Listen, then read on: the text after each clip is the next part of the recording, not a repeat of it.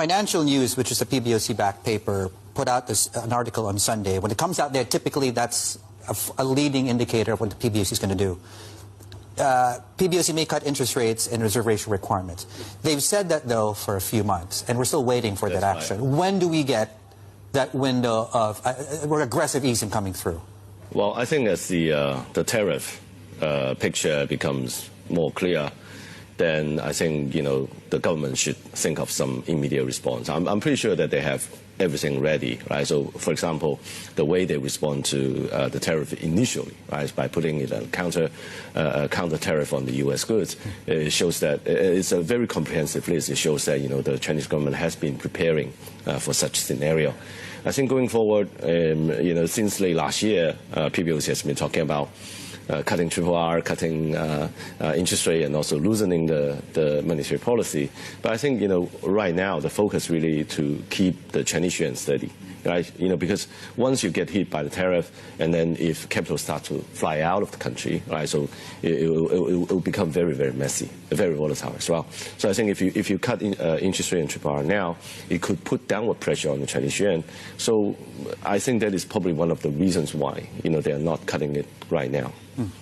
Right now, what is working for China really is, the U.S. dollar is weakening, right? So it's sort of reversed its traditional safe haven sort of status, right? So it's trading like emerging market currency, right? Because people obviously are losing confidence in the U.S. dollar.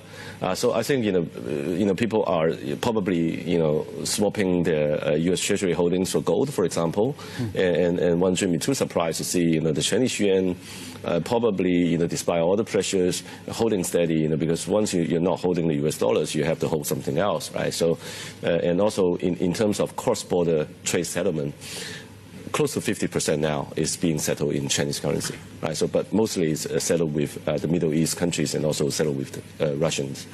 But even so, it's close to 50% settlement using the Chinese currency. So I think the Chinese yuan is probably, its position is stronger than before, right? So back then we didn't have much string to pull, but right now we're probably in a much stronger position. And so, as the US dollar weaken, as the US Fed ready to cut its interest rate, the interest cutting window for the Chinese central bank is opening, right? So, and also, depending on how much impact from the U.S. tariff on the Chinese markets, for example, if we continue to get gigantic volatility like last week, then one shouldn't be too surprised to see an imminent interest rate cut from the PBOC. Just ask your final thoughts here. I mean, we're very early days into the Trump administration. What's your outlook for the next, say, couple of weeks, month, quarter? Yeah, well, I think one should be ready for the worst-case scenario, right? It seems to me that the U.S. Trump is really determined to decouple from China, right, and also relocate all the production facilities back to the U.S. and also back to the U.S. allies.